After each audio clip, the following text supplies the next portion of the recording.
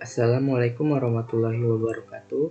Kami dari kelompok 14, kelas 6B HRM Audit yang beranggotakan Mahmud Ma'ruf dengan NPM 19119 dan Muhammad Syahal Fatah dengan NPM 245. Di sini kami akan menjelaskan suatu studi kasus audit manajemen SDM pada Rumah Sakit Bayangkara, Surabaya.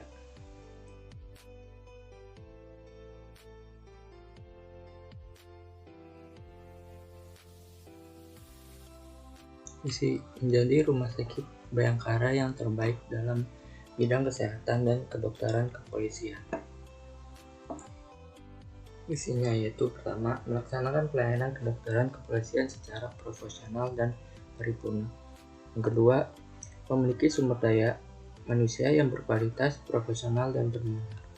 Ketiga, memiliki sarana dan prasarana yang modern dan canggih untuk mencapai standar pelayanan yang terakreditasi.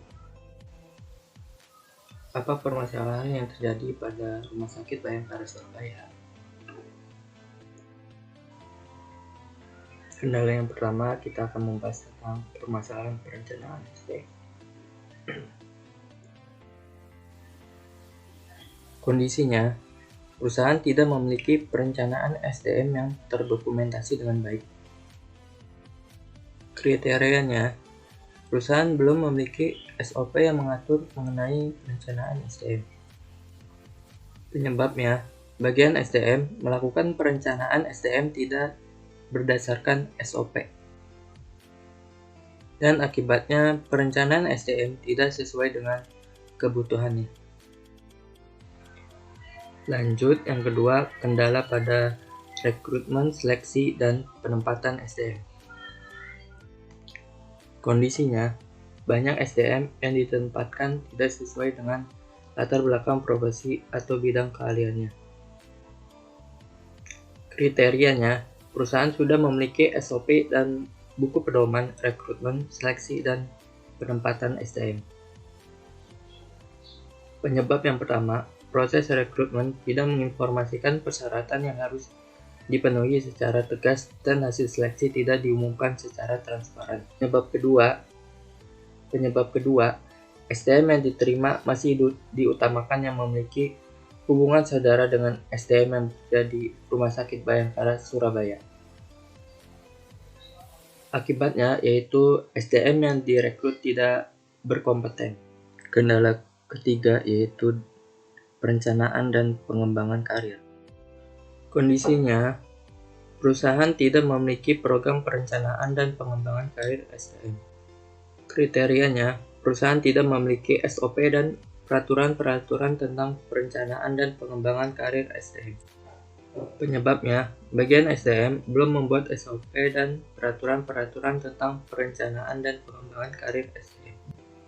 Akibatnya, yaitu perencanaan dan pengembangan karir SDM tidak bisa dilakukan oleh perusahaan karena perencanaan dan pengembangan karir berasal langsung dari pusat. Selanjutnya ada kendala dalam penilaian kinerja sumber daya manusia.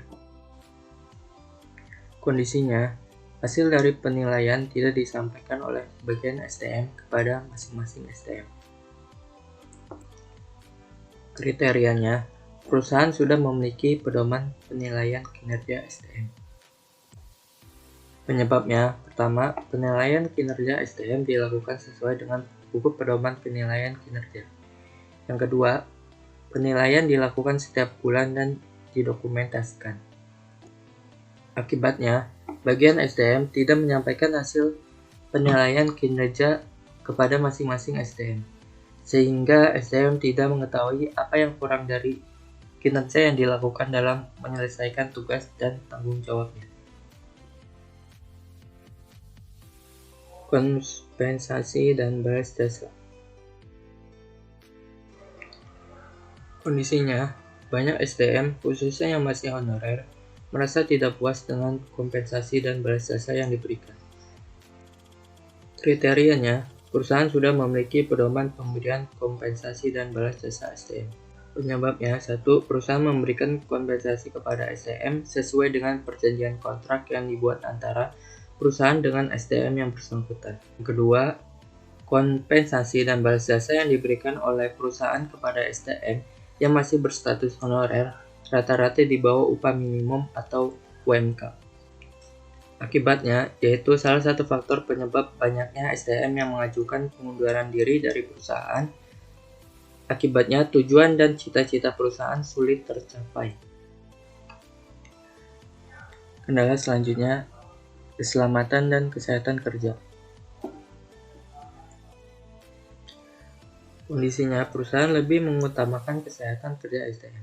Yang kedua, perusahaan belum memberikan asuransi kecelakaan kerja kepada.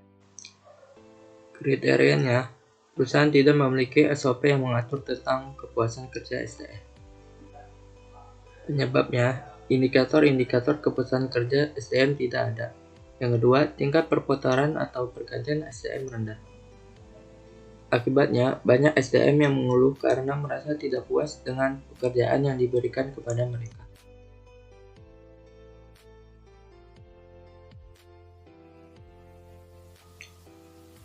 Kondisinya, SDM sudah mengetahui hak dan kewajiban mereka apabila terjadi pemutusan hubungan kerja, baik yang disebabkan karena memasuki usia pensiun ataupun karena SDM tersebut memiliki kinerja yang buruk. Kriterianya, perusahaan sudah memiliki buku pedoman tentang pemutusan hubungan kerja. Penyebabnya, pimpinan dan manajemen melakukan pemutusan hubungan kerja apabila SDM tersebut sudah memasuki usia pensiun dan memiliki kinerja yang buruk. Akibatnya, kesalahpahaman dari pemutusan hubungan kerja dapat diminimalkan karena perusahaan tidak langsung melakukan PHK tetapi memberikan informasi terlebih dahulu kepada SDM tersebut, dan masing-masing SDM juga mengetahui hak dan kewajiban mereka apabila terjadi PHK.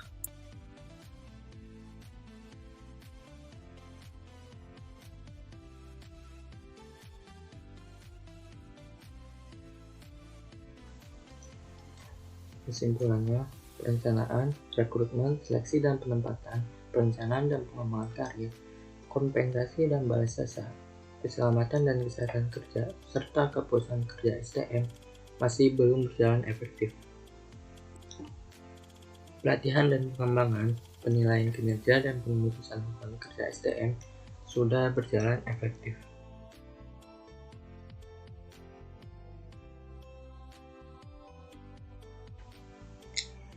Rekomendasi untuk perencanaan STM. Yang pertama, pengajuan STM baru sebaiknya dilakukan berdasarkan analisis beban kerja. Yang kedua, permintaan STM baru dari unit tidak hanya dilakukan secara lisan, tetapi ada form yang diajukan dari unit-unit yang membutuhkan tambahan STM baru. Yang ketiga, pengajuan STM baru sebaiknya dari unit-unit ke bagian STM sebaiknya dilakukan rutin tiap 3 bulan atau 6 bulan sekali. Selanjutnya ada rekomendasi untuk rekrutmen, seleksi, dan penempatan STM. Yang pertama, rekrutmen dan seleksi STM dilakukan secara transparan. Yang kedua, STM yang diterima sebaiknya STM yang benar-benar mempunyai pada jenis pekerjaan yang dilamar. Yang ketiga, penempatan STM sebaiknya dilakukan sesuai dengan latar belakang pendidikannya atau keahliannya. Selanjutnya ada rekomendasi untuk perencanaan dan pengembangan karir. Yang pertama, perencanaan dan pengembangan karir RS Bayangkara Surabaya sebaiknya dilakukan oleh perusahaan sendiri tanpa menunggu keputusan dari pusat. Yang kedua, perusahaan membuat perencanaan dan pengembangan karir bagi SDM yang masih berstatus honorer agar karir SDM tersebut bisa berkembang atau meningkat. Selanjutnya ada rekomendasi untuk kompensasi dan balas jasa. Yang pertama, kompensasi dan balas jasa sebaiknya dinaikkan setiap tahun dan kenaikannya disesuaikan dengan pendapatan perusahaan. Yang kedua, kompensasi dan balas jasa untuk SDM yang masih honorer bisa disamakan dengan UMK, uang yang ditetapkan pemerintah. Yang ketiga, perusahaan sebaiknya tidak terlalu banyak merekrut SDM baru yang berstatus honorer. Untuk kesehatan dan keselamatan kerja, SDM yang bekerja sebaiknya diikut sertakan dalam BPJS Kesehatan dan juga diikut sertakan BPJS Tenaga Kerja. Yang terakhir, ada kepuasan kerja. Pimpinan seharusnya bertindak tegas dengan memberikan teguran kepada SDM yang sering melemparkan tanggung jawab pekerjaan. Sekian video yang bisa kami sampaikan, kurang lebihnya mohon dimaafkan. Terima kasih yang sudah menonton. Assalamualaikum warahmatullahi wabarakatuh.